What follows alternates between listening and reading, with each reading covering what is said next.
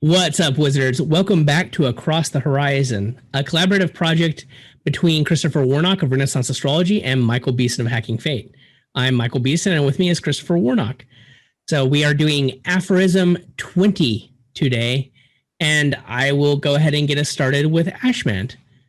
Touch no part of the body with an instrument to take away any blood when the moon is in the sign governing that member. And Coley says, draw not blood from that member whilst the moon is in a sign representing the same. The meaning whereof is this, that if you find at any time the moon in Gemini, which signifies the arms, you're unfortunately afflicted of Saturn or Mars in Sagittarius, or Virgo, or Pisces, it's not then, says he, so good to let blood at that time, as when she hath made her progress out of that sign. Many expert physicians now living know the truth thereof. So this is pretty much the basis of surgery elections. And it's interesting because Ramsey, which was Astrology Restored, which is the main source that I use for elections. I mean, he has everything you could think of. I mean, this is a whole book that's got, you know, all these different types of elections. And I not infrequently get people asking me to do surgery elections.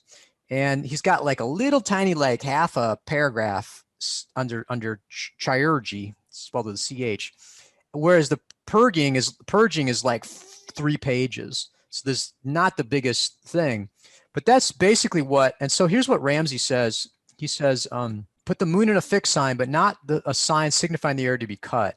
And also says that the area, you know, so in other words, what we're dealing with is the zodiacal man, where you map the zodiac to the human body. So the head is Aries, neck is Taurus, Gemini is arms and shoulders, Virgo's, you've got the chest, you know, Cancer's the chest, and Leo, blah, blah, blah, all the way down the feet, which are ruled by Pisces.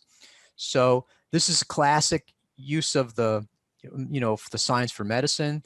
And so in other words, when you want to do surgery, if you're going to do a surgery like something on your nose job or something, you wouldn't want to have, the moon in Aries. You don't want to have Aries rising, and you don't want to have the Lord, the ascendant, in Aries either, according to Ramsey. Then Ramsey says, go ahead and fortify the sign signifying the area to be cut. So in other words, again, if it was Aries, you'd want to have Aries not afflicted, or have, you know, not have a south node there or something, or Mars afflicted there, or excuse me, Saturn afflicted there. And then the Lord, the ascendant, rising or culminating, and the moon unafflicted. So that's basically how I do a surgery election, is you want to avoid having the moon afflicted and the moon, the rising sign, in the area that's going to be operated upon. The Coley stuff, though, is interesting. He goes ahead and says afflicted of Saturn or Mars, which again, that fits in with what Ramsey says, because Ramsey says you don't want to have the moon afflicted.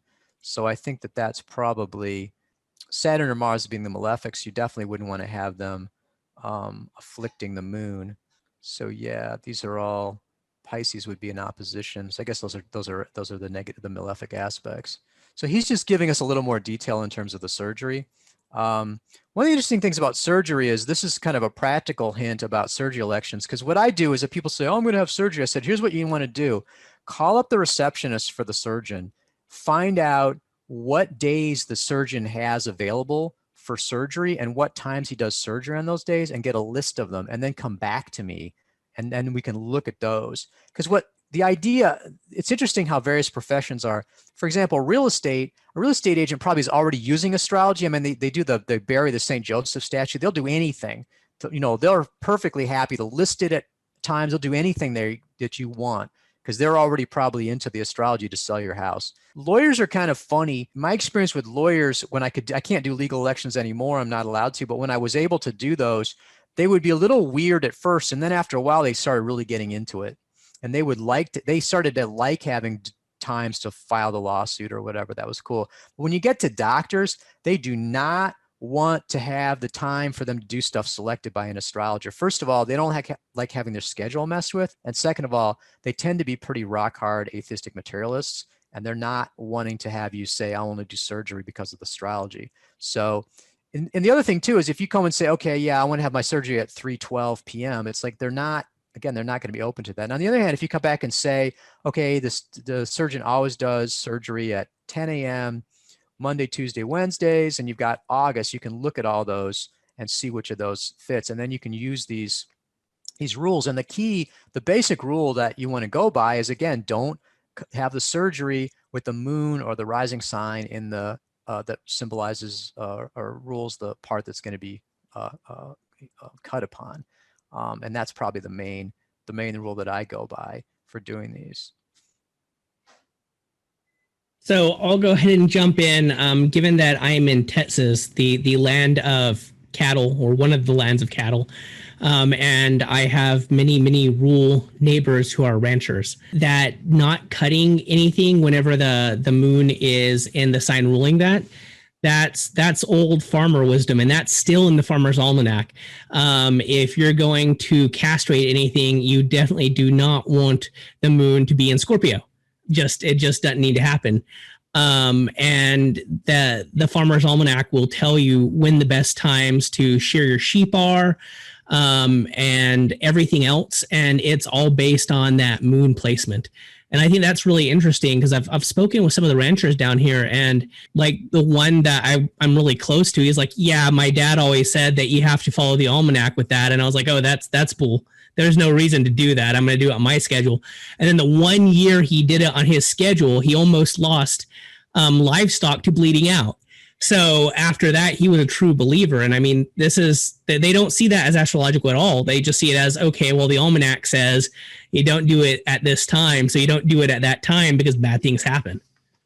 Well, and it's interesting because the moon sign stuff is really quite, easy for people to figure out, and it's sort of like the moon phases. I mean, that's the most basic astrological stuff, and people do have a sense of that. And there's even, because there's even a scientific basis for it. I mean, it's like, yeah, I mean, that's a really obvious one in terms of the, the waxing and waning of the moon. But same thing with the sunrise. I mean, that's astrological, so to speak. But you can take it a little further. Like I said, if you know enough astrology, you can take it a little further in terms of the, the election. But I think it's cool that this is something that people are still following and still using. And again, the ultimate basis of it is astrology. Same thing with, like, the newscasters say, well, today's the first day of spring. It's like, the reason it's the first day of spring is this is the day the sun is going to Aries. That's why it's the first day of spring. And, it's not always exactly the equinox, but it's very close to the equinox. And, but they don't want to get too detailed about that. But again, we have roots of this in our culture to this day, even though we've got this whole atheistic, materialistic, scientific view of things. The roots of it are very much firmly there. So I think that's really cool to see the astrology is still being used, and it's still being used effectively.